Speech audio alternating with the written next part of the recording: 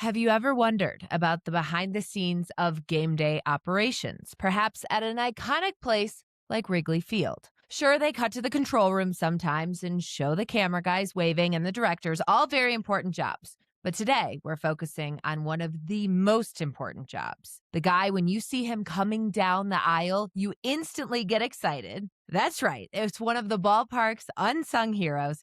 He's a hot dog vendor, he's a beer vendor. He's my friend Jonah. Welcome to the Out Route. Welcome to the Out Route with your host, Lauren Screeden.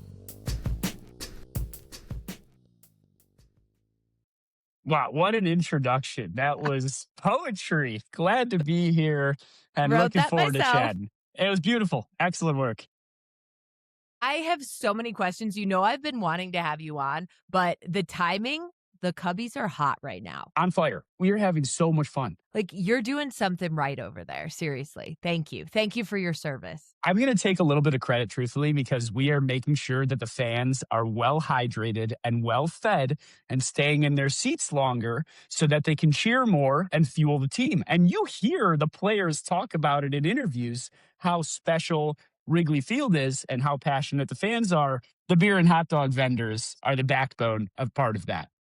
I couldn't agree more. Tell me, okay, official title, because it looks like you're doing beer, you're doing hot dogs, you're doing vodka drinks. What is it? Yeah. So the actual technical medical definition is called a hawker, which I don't really know what the origin of that is, but technically the position is hawker, Hawker. I don't know where it came from, but that is what we are, or seat vendor in more layman's terms. Okay. So we have maybe more politically correct, whatever it is. Okay. So was it an ad in the paper and you were like, Hawker, that's what I want to do? Or how in the world did you get started in this? All started back in 2015. I was looking for a gig over the summer before I went to college. I had always wanted to work for the Cubs, and me and my two friends had obviously been going to Wrigley Field forever. And one of my buddy's dads used to be a vendor. So we thought, oh, that could be an amazing summer job. And he put us in touch with the folks that run the vending operation, and they needed vendors coincidentally that summer. So the three of us would drive down from Northbrook for weeknight games and for weekends and would go work the games and all carpool back up together. And that was how we started. And I got absolutely hooked from the jump. Okay, so 2015, your timing couldn't have been better. Literally the best possible timing imaginable. Yes, it was so wonderful to be at the front of this rebuild and obviously impending World Series championship. Totally. That's awesome. Now, is this you said they were needing vendors. I feel like this is kind of a sought after job though, no? Certainly is. Yeah. And I think that I'm not exactly sure what the process is, or maybe we got, the little friends and family help for the friend referral. But it's a job. You're a Nepo baby. You're a hot dog Nepo baby. That's what it is. I will accept that. And I'm happy to be a hot dog Nepo baby. But it is a job that you don't leave. Like people just, the sad part is people work so many years as a vendor that there are people that are, in their 60s, 70s, and early 80s seat vending who've been doing it for 50 or 60 years. And every year, unfortunately, we lose one of the legends. That's it. People just die. And that's really the only way to move your seniority up or for new positions to open. So I got pretty lucky at the timing that it all worked out, and I will not be leaving until I am physically unable to, or I'm 6 feet in the ground. I love it. The people who sit on the seats, the older folks, or they're helping you with tickets. I love it. That's one of my favorite things. I think it adds to just the ambiance and how special and iconic Wrigley is, because these people have been there for a long time. Totally. Yeah. And you form really strong bonds with like the fan to usher bond, the season ticket holder to high seniority vendor that sells the same product in the same section every game. Like you really establish a great friendship with the fans that makes coming to the ballpark more special for everyone. So Are you in the same section every time, or do you move around? How do they decide that? Yeah, so I'll give you the inside scoop at what goes down every day pregame. So essentially, no, I am not in the same section every game, and I am not selling the same product every game, which is why at the beginning of this, you kicked it off with my a million different titles because I have to be a jack of all trades. And the reason is before every game, about 90 minutes or an hour before first pitch, all of the vendors line up in a room about 2 blocks from Wrigley. We line up in seniority order. You've got Hopper at the very front of the seniority line, who's been working as a vendor for 62 years. And then you have the newest guy all the way at the end. And if there were 100 vendors employed at Wrigley, let's say, even though I've been there 12 years, I'm still probably like 65th in line, which shows how long Really? people stay. Yes, it's crazy. Oh my There's just, gosh. it's the best job in the world. So it's for me, like, I'm hoping that people move away and I can move up my position in line so I could get better products to sell. But we literally go one by one, and there's a sheet that shows how many of each vendor on each product in each section is needed, and it's a draft. So we write down our names on this product sheet, and once the positions are filled in whatever product or section, that's it. That's the allotted vendors for the day. So by the time it gets to me at number 65, I don't know on a day-to-day basis what's going to be available by the time I get up there. So that's why I'll never know where I'm selling. Now the guys at the front of the line, they've been there long enough and there's enough spots of the same product that they sell that they know that a position will be available for them every single game in the same section. But for me, it's really a toss up for when it gets to my position in line. Wow. So what's Hopper taking first? Does he Hopper's do the taking same Bud thing every Light time? every single time. Bud Light, Michelob Ultra, Budweiser, down the first base line in the 100 section every game. Probably been like that for 30 years. Is that like Park Place of the stadium? Like that's where you want to be? Well, yeah, big time. That is Okay. quite he's built houses and hotels probably in section 124 for the last quarter of a century. So yes, in an ideal world, the 100 section, it's just less steep for the first part. Like the stairs aren't that bad, but also those are the more expensive tickets. People are buying a little bit more. And because we make commission, you want to be in a spot that is going to have the bigger spenders. Totally. Yeah, that was going to be my next question was how does that work are you just getting tips or what's the breakdown? Yeah, it's commission and tips, no hourly, no base, no salary. So the more we sell, the more we make. And that's why it's also so important to pick the product that is you think is going to sell the most in that product draft every day. And, in my head, I'm thinking, okay, what's the time of day? What day of the week is it? What's the weather like? Is the wind blowing in? Is it going to be colder? Is the wind blowing out? Am I going to go for something a little warmer? Is it a family day? Are there going to be field trips? And then I will sacrifice potential, better locations for a product that I think might sell more. Like, for example, I'm never going to have the opportunity to sell Bud Light down the first base line in the hundreds or the third base line, but there might be a spot in the upper deck for me. And I will happily sacrifice a different product in the hundreds because I think I'm going to sell a lot of Michelob Ultras upstairs. So it's really, I get a 15-second choice. And a lot of the time I'm like, I made the wrong pick. Well, it happens. At least there's a lot of home games, right? You can Exactly. I got 81 adjust tries at this season. Right. Is beer the number one always? Yeah, I would say beer and hot dogs are probably the top draft picks. But occasionally, if it's 80 degrees out, the vodkas are selling like wildfire. I occasionally like to sell frozen margaritas just because it is so fun. And the type of person that buys a frozen margarita is exactly who I want to be interacting with at Wrigley. Yes. But yeah, I mean, the beer and the hot dogs are the products that are coveted for sure. Are the margaritas, are those the ones that are like they sell them in a big glass? The glass you can get from the concession stands, but the vendors in the seats sell these IV pouch looking bags. It's like adult Capri Suns, but they're literally frozen solid in these little bags that look like IVs, and people will often call it out as that. So we have, I always joke that we have a bring your own needle policy, which obviously do not bring needles into Wrigley Field. That is just a joke. That is prohibited. Yes, prohibited. But yeah, they're quite delicious. And I drink them when I go as a fan, I will consume a few of those margaritas myself. Okay, pro tip. I know what I'm getting at Wrigley in a few weeks. I've never done that. As long I as the think also weather, now I obviously. feel compelled to never go to a concession stand again. Like I think I feel like I got to support the team in the stands now. Well, we greatly appreciate that. And also, because of the pitch clock, the games are so much quicker. Let us Oh do our yeah. jobs. You stay in your seats and watch more of the game and not wait in concession lines. Totally. Makes complete sense. So, okay, you're obviously having the margaritas when you go as a fan. Are you sampling the hot dogs ever? Or if you go to a game, are you having a hot dog? Because I've gotten a few questions because if for those who don't know, Jonah's very successful Instagram handle is Jewish Jonah. So I have to ask, as my best friend in the whole world is Jewish, I like to think I'm honorary Jewish. And hot dogs are you trying them? Are you eating them? Oh, constantly. Absolutely. Okay. Okay. The Jewish Jonah Instagram handle was my Twitter handle when I was 15, and it just stuck.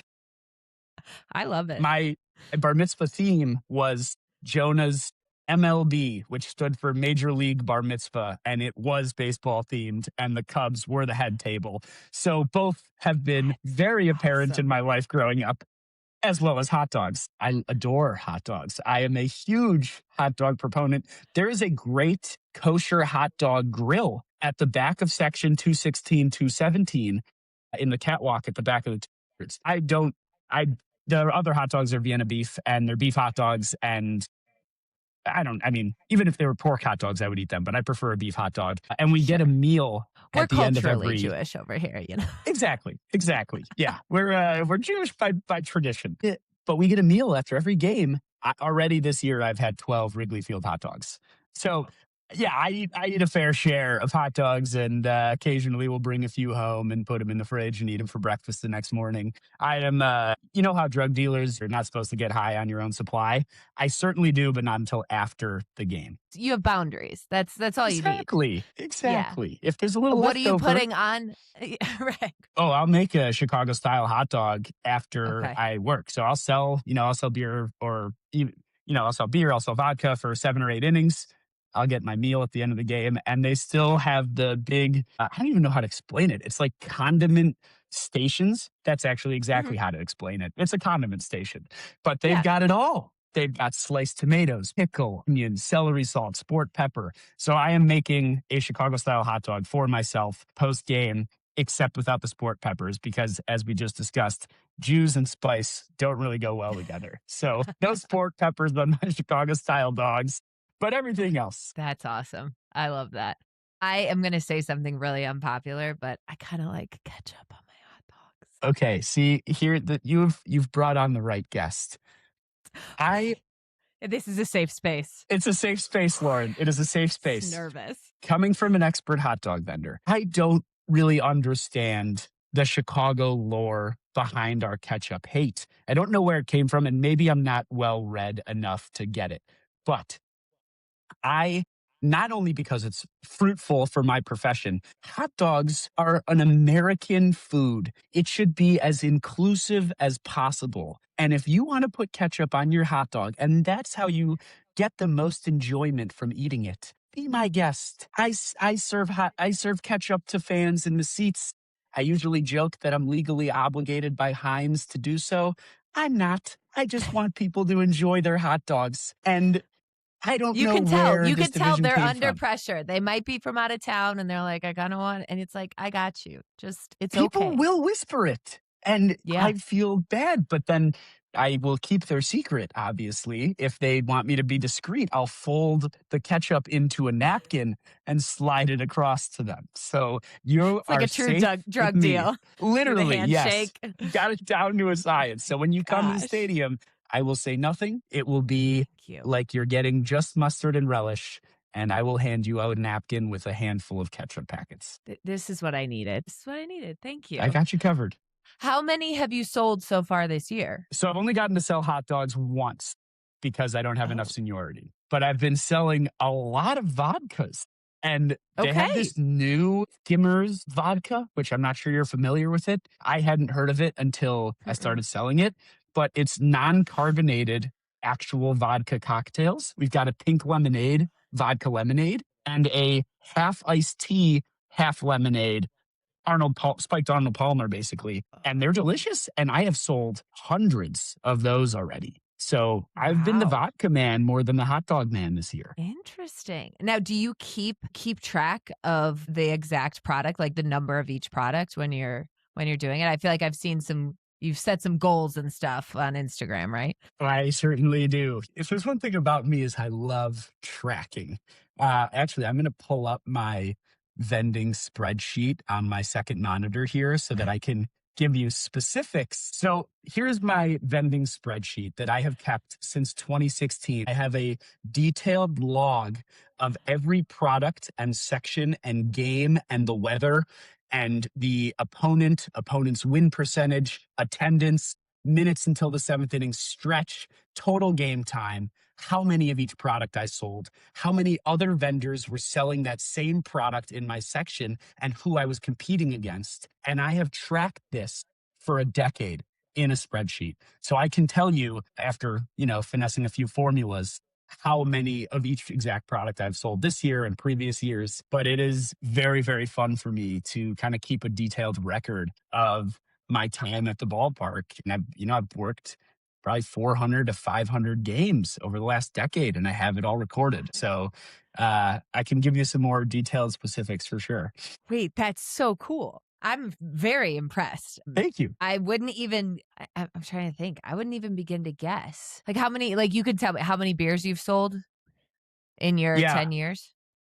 I would have to do a little math, but 12 years. yes, if I had Oh, to okay. guess, I would say so far this year, I've worked 16 games and I've sold 2,009 total products, which is $30,132 of gross sales. To compare that, let's say 2023, I worked 74 events at Wrigley, which ended up selling 8,065 total items for $100,526 of gross sales for the ballpark. So just something to compare it to. If I had to guess, I would say that I'd probably average around 5 or 6 thousand items a year. So I've probably sold 50 to 60,000 beers plus hot dogs plus frozen margs plus vodkas over the past decade. So what is the dream day? What's the day where you're like, you're going to make the most money with your Oh, with your level of seniority, like what you've actually done? there's a couple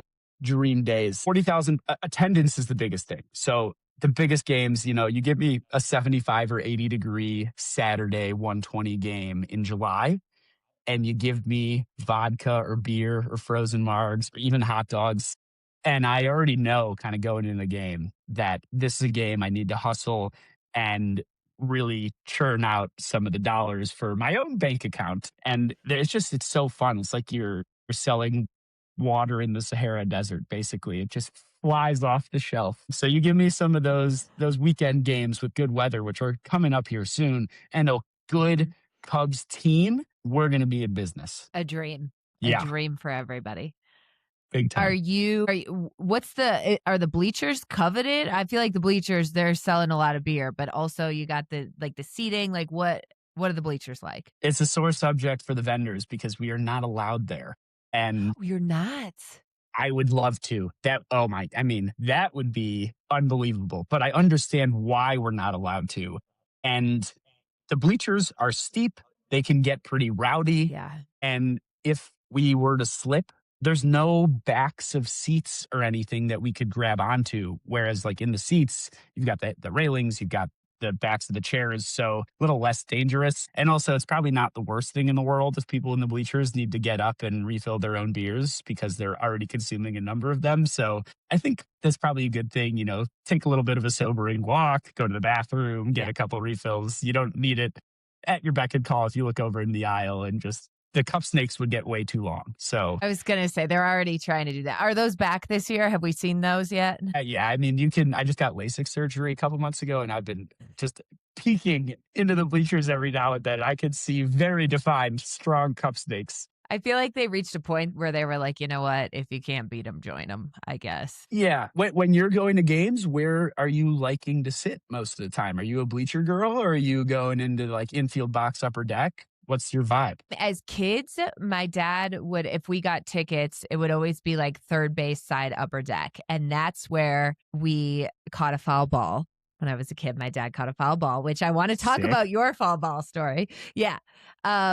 So that's always a little bit nostalgic. And then when I go with my fancy friends, we'll go to the 1914 Club, which is, you can't beat that. But if I'm like buying tickets, like my friend's coming into town in a few weeks and I'm like, listen, we're buying tickets. She's from New York. She's never sat in the bleachers. I'm like, we got to sit in the bleachers. It's a Friday, 1:20. We're sitting in the bleachers. 100%. I think you outlined it perfectly. If you have friends that have club all-inclusive tickets, you say, yes, please, and thank you Right. to that offer. But yeah, bleachers for a newbie at Wrigley on a Friday 1:20 is the perfect place to sit. And if you want a family experience that's a little more relaxed, third baseline upper deck, I think, is the money spot. And keep your eye out for foul balls. That's right. Just landed right there. I was like the little kid. I was eating my hot dog. I didn't even know what was going on. I'm like, what?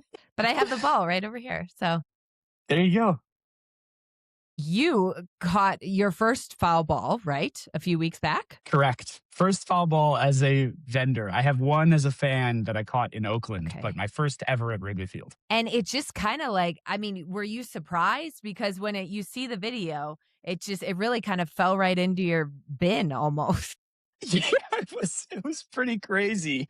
I'll set the scene. Honestly, very topical to the LASIK surgery. So I was walking pretty far away from home plate, but from the first base corner to closer to home plate was the direction I was walking in the upper deck on the first base line. And I saw the whole pitch and I saw Dansby hit that ball. And I was like, I'm pretty sure that's coming in my direction. So I was actively taking a few brisk steps toward where I thought the ball was going to go. And it just so happened that it hit someone's hand, maybe like the second to last row of the 300 section to my right. And I was walking to the catwalk right behind it, hits the fan's hand, bounces off the railing to the 400 section, and then kind of right into my hands that I trapped the ball in my tray on top of my vodka boxes. And it was a quick scoop and pickup with no bobble going on. And I felt like I was fielding a ground ball like Nico Horner. It just went right into my hands. And it was an awesome moment. It was awesome to watch, but then the thing that you do immediately after, you hand it to a fan.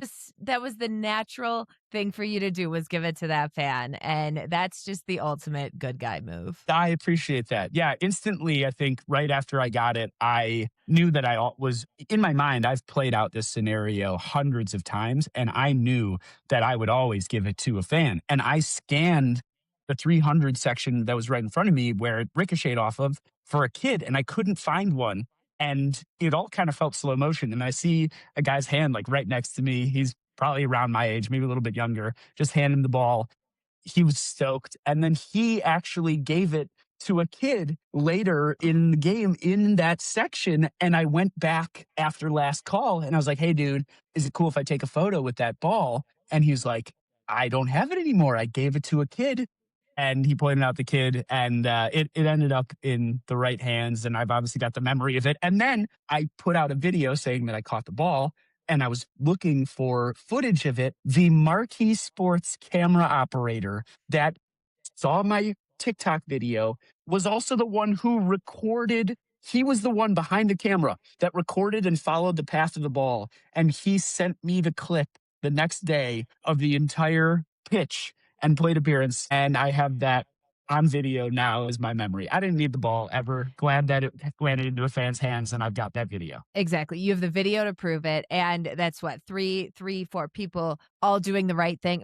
My faith in humanity is getting restored just in this podcast. So they don't call it the friendly confines you. for no reason. That's true. Now, I'd have to guess that you have been a Cubs fan your whole life, going out on a limb here. What gave it away? I feel like I'm a walking ad for the Cubs. I've got a Cubs shirt on. I've got my Chicago hat. Wait, Cubs blanket. There you go. Keeping me warm. Yeah, I mean, love it. It's my number one love in life. And I have been a diehard fan my entire life. And to be able to call Wrigley Field my office and connect with other Cubs fans and share about my job and my passion for the team has been more fun than I could have imagined.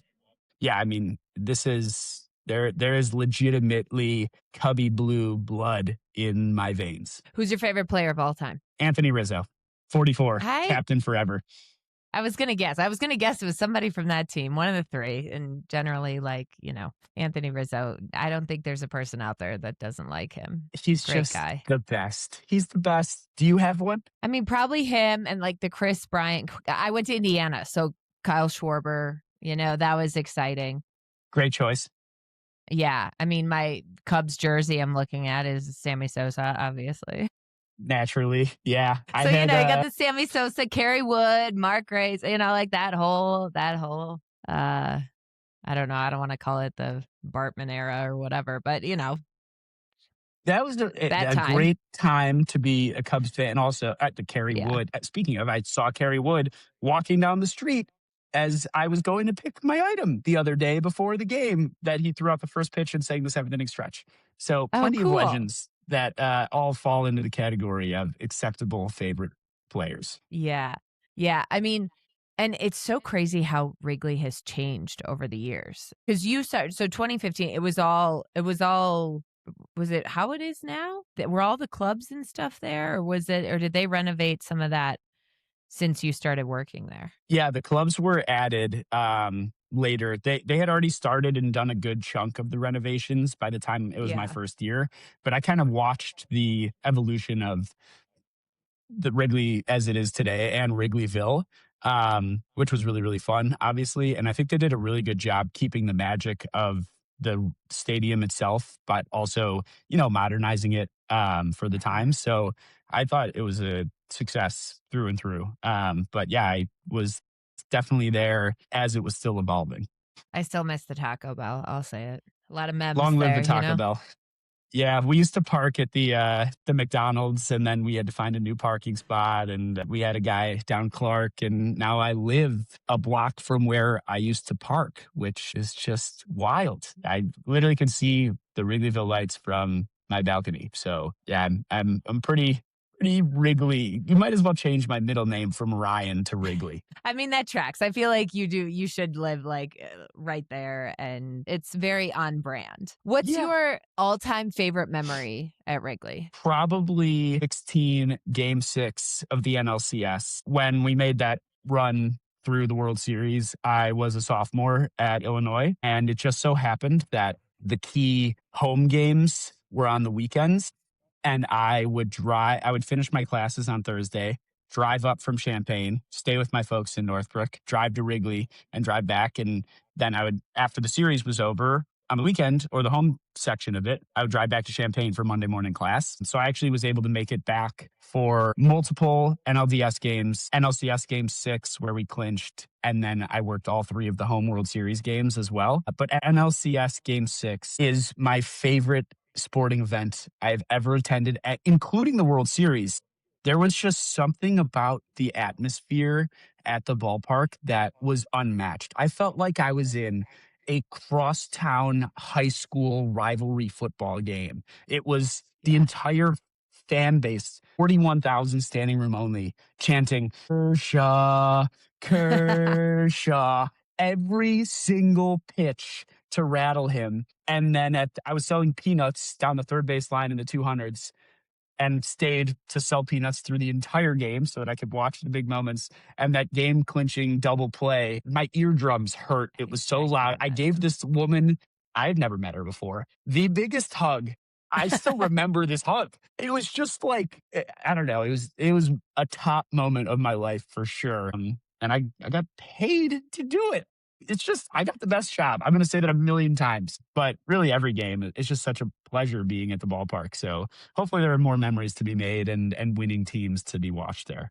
Did you sell a lot of peanuts that game? Let's check. I actually don't know the answer to that. Is peanuts the last thing? Is that like the last, that's Mr. Irrelevant or what? Who's Mr. Irrelevant of the Cubs draft? Well, sometimes Mr. Irrelevant turns into Brock Purdy at the ballpark as well. You never know. Sometimes you can have a banger of a soda day in the upper deck. Doesn't happen super often, but it's possible. But sometimes you Okay, get those kids on a field trip, and there you go. that's what I'm saying. Then you got your franchise Diet Pepsi. Actually, okay, so I guess in 2016, I didn't track the quantity that I sold, but I can tell you it was October 22nd. It was 55 degrees and sunny.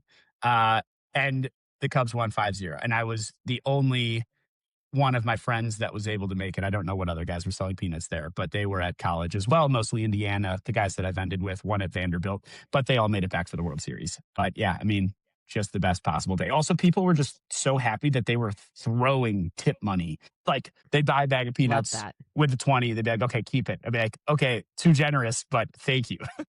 Amazing. Wait, yeah.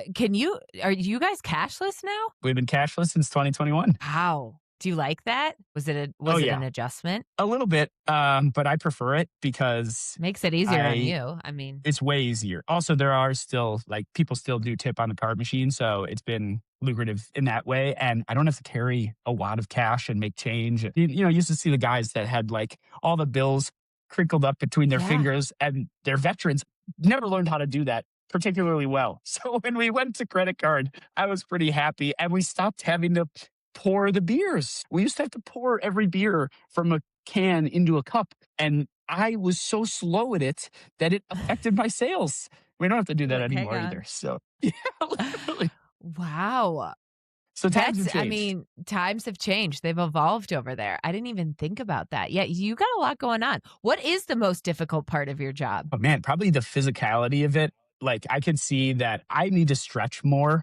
I don't do that nearly enough, and I don't take care of my body enough from a physical standpoint. But there are vendors, that some of them do this at Cubs, at White Sox, at United Center, at Soldier Field, and it's their full-time job, and they're working, 250 to 300 events a year, carrying 40 pounds of beer up and down stairs. I'm averaging like 8 to 10,000 steps and 40 to 50 flights of stairs carrying this product every game. And you do that 60 times a summer, and it's very physically taxing. I'm lucky that I'm still relatively in good health and good shape at this age, but I have already come to terms with the fact that I will probably at some point need some sort of back procedure or hip replacement, and I'm okay with that. Like if I can work at Wrigley for 40 years and it just costs me a hip, I think that's a fair deal, honestly. So Fair. We'll just sell more peanuts, it's fine. It's fine. exactly. But now there's so many pros to the job. Like it really truly is the best job in the world. I don't have anything negative to say about it. I would think the stairs, though, in like the upper deck would be, I mean, even as a fan, like I feel like I'm just constantly looking down, like, don't fall, don't fall. Have you ever fallen? Twice. Luckily not in the upper deck. But yes, I have missed a step occasionally. One time fell on my butt and all of my products fell out of my tray, and it was so embarrassing. But luckily, physically, I was No. okay.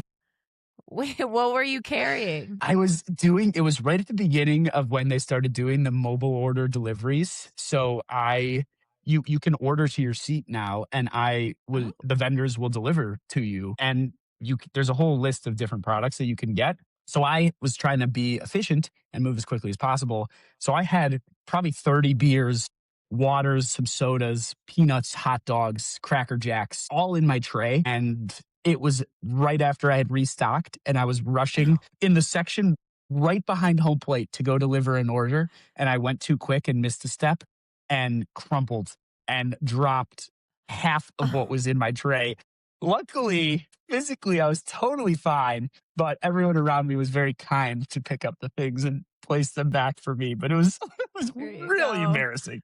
Behind home plate. Yeah, the most central part of all of it. It was so No. bad. What can you do? Have you ever had any celebrities that you've sold stuff to? Me specifically, I mean, I will absolutely sell to, the reality TV stars that live in the area. I've had some being my customers, internet. I mean, I feel like people like you are celebrities, and I obviously have absolutely, without a doubt. No, I wouldn't say I've sold it to any A-listers. I did sell a lemon Like chill you haven't to had Vince Vaughn hasn't like bought a no one of that bag of caliber for peanuts me, yet.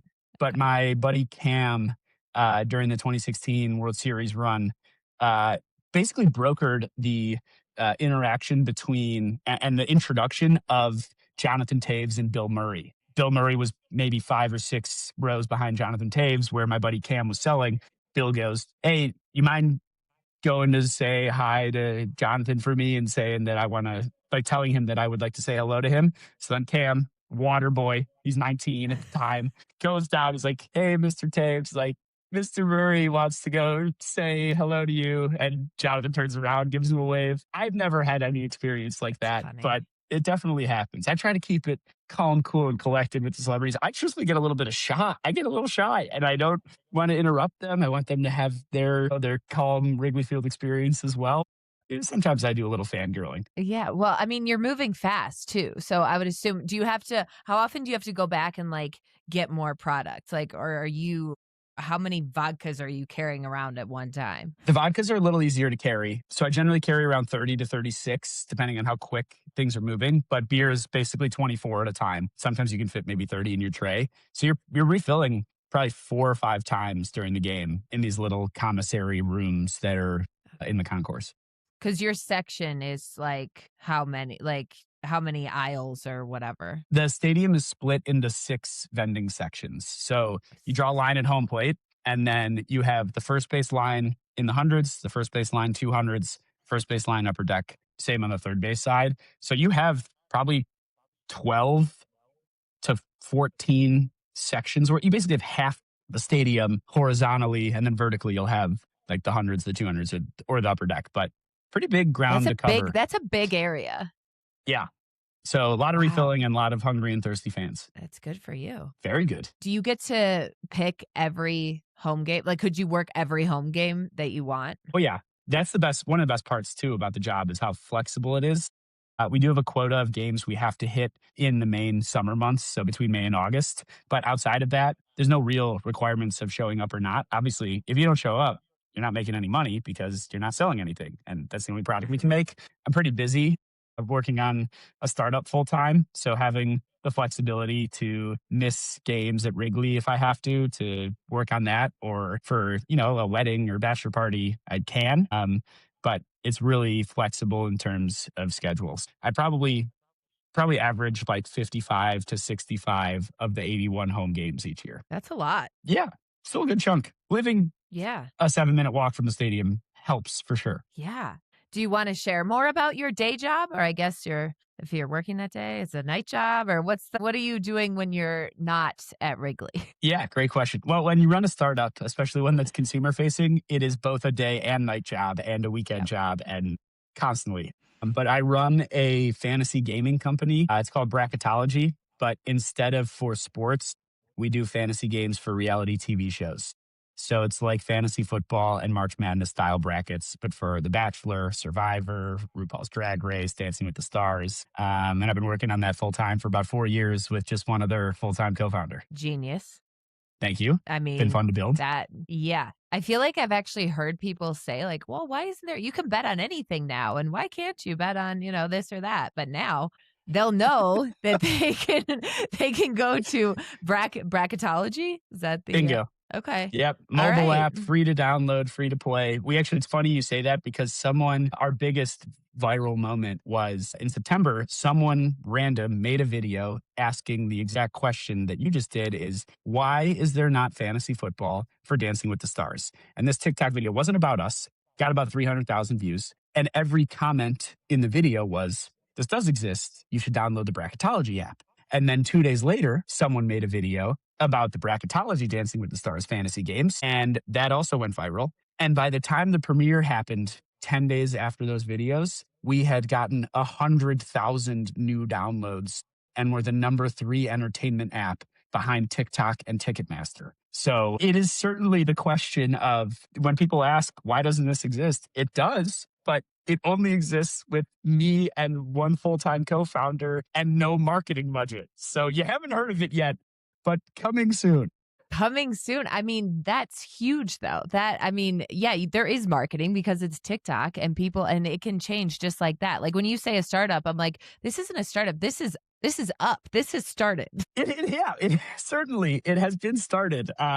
It's funny because like my co-founder Caitlin created it, and it used to be called Batch Bracket, and it was just for The Bachelor. And it went from like this website to now a mobile application that averages 50,000 monthly active users. And we still haven't spent money to get the word out that we exist. It's just been organic, like that TikTok growth. So in some ways, a startup, but yes, it is definitely a fully operational fantasy gaming company. So cool. So does this mean that you are a Bachelor reality TV Dancing with the Stars fan? Yes, absolutely. There are some of the shows that we cover that I like more than others. I love Survivor. I love Okay. RuPaul's Drag Race, and I had never seen a season of Drag Race before we started doing fantasy games for it. But yes, every show that we provide fantasy games for, I have had to watch in some capacity or another. So I know about as much about reality TV as I do about Cubs baseball. That's really it. You know the SpongeBob meme? It's like fine dining and breathing. Mine is reality TV and Wrigley Field. That's really it. I mean, we are just they're like polar opposite. I love that. I'm actually not the big I mean, all my friends love Housewives and all of that, but I'm like, I have to listen to the pop culture podcast to keep up with the Wes and Amanda and whatever's happening on this. I've never seen Summer House, but if the Real Housewives of New Jersey come on, your girl's watching it. Okay. The Bravoverse is one that I have not yet tapped into. So I might, once we Okay. start to expand into Bravo, I might have to come to you for some Call recs me. on where I can go to learn about the universe. Reality TV fans are just as passionate as sports fans. It's the same. It's just a different Totally. method of entertainment. Yes. Yeah. It's actually very similar. So that's genius for you guys.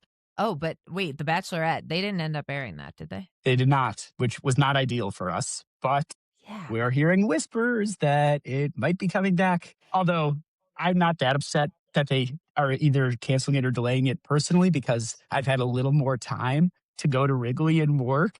So ultimately, for me, I'm not that mad. Can't complain. Can't No. complain. And I mean, it's hard to believe it's May already, but also, you know, you have the whole summer ahead of you. I do have to ask, how bad is the farmer's tan from all of your day games at Wrigley? Oh, it will be very bad. But this year, I've made a pact to myself and also to my girlfriend that I will be wearing sunscreen more frequently, because it's an important thing to protect the skin. And the weather this year has been black for most of the Cubs home games. Yeah. So I haven't had that much sun exposure yet, which is probably good. But I'm already I already know that we're 6 weeks away from 90-degree and humid 120 games. So I'm already trying to hydrate in advance of that. I don't know how that's when I do feel bad for you guys when you're carrying those things around and like with the towels around your neck and whatnot, because just sweating. I'm more power to you there. Thank you. Just men of the people. Yeah. Have you ever been a vendor at any other stadium or any other team? I do sell concert merchandise at Soldier Field as a vendor, but I Oh. have never seat vended beer or vodka anywhere else. That is something that I would love to explore when I have a little more time and I'm not running a company. Is I would love to feel the vibe as a vendor at other places. And I think it's relatively easy because there are only a handful of larger concession companies that we're employed by. And it's relatively easy to add other venues to your roster. So we work for Levy Restaurants at Wrigley, and they have the concession contract at a lot of different venues. So I think it is very possible. So stay tuned. Maybe in a handful of years, I will be I don't know, maybe I'll be a New York Mets cotton candy vendor for a day. Who knows? There you go. What would be the dream stadium to do it at? Well, that's a great question. Fenway I Park. feel like I would want to do Fenway.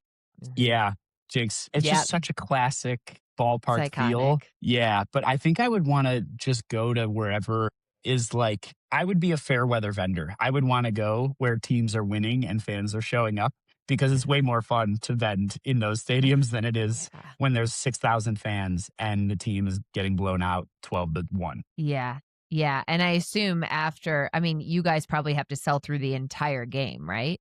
Well, beer they cut off in the seventh inning Right. or eighth inning. Yeah. Beer they cut off. It's different at every venue, but at Wrigley, it's end of seventh for night games and end of eighth for day games. Okay. So you get a little extra time to sell. But even for like the non-alcoholic products that you're selling or food, you don't have to sell like through all 9 innings. People generally will stop purchasing end of the 7th inning, beginning of the 8th anyway. So that's when most of the vendors will check out. And if it goes to extra innings, you're in it to win it. You got to see it through. Most of the vendors by then are gone. So no, like as a fan, there might be a couple concession stands open, but all alcohol sales are long gone. So at that point, it would just be probably mostly water or hot dogs anyway. And if you are a vendor and it's going really well sales wise, and you think the game's going to go to extras, you can keep selling water or hot dogs all the way through the end and feed, those salt of the earth fans that'll never leave Yeah. the game. Those are my people. And now that I've started, with this content stuff, I'll try to, after I check out, I'll try to watch the 9th inning and film some content. And recently, I've been singing Go Cubs Go for the past 15 games at Wrigley because we can't lose there. So I do love to watch the end of the game if I can, and obviously document my experience and hopefully share, the behind the scenes and the inside scoop of the end of the game with the rest of the Cubs fandom online. And I hope you get to go as a fan sometimes too. Yeah, maybe take like 1 or 2 games off a year to go as a fan. But generally,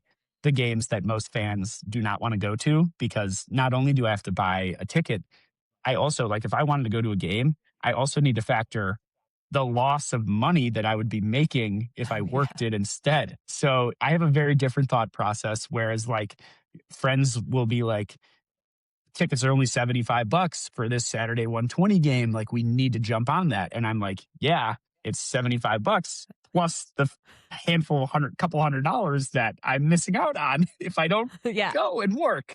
So I will go to the 40-degree April or September games where the wind's blowing in and it's a Tuesday night. Those are the games that I attend as a fan mostly. So funny. That's awesome. Well, Jonah, thank you so much for joining me. Tell everyone where they can find you and all of that. You're all over the socials. I love it. Keep killing it. Keep doing all this content. It's so fun. Tell us all where you can find all your stuff. Yeah, no, I appreciate you having me. It was a blast to chat. If anyone wants to continue to learn about the day in the life of a Wrigley Field vendor, at Jewish Jonah, wherever you get your short form video. And if we have any crossover reality TV fans, bracketology.tv is the site, Bracketology mobile app, free to download. And please feel free to connect with me because I love talking with Cubs and hot dog and Chicago fans and reality TV passion fans as well. So, Lauren, thank you for having me. This was a blast. And when you're at the ballpark in 2 weeks with your friend, I won't be in the bleachers, but come find me and I'll point you guys in the right direction. We'll come find you. We'll see you at Wrigley. Thanks, Jonah. Rock and roll.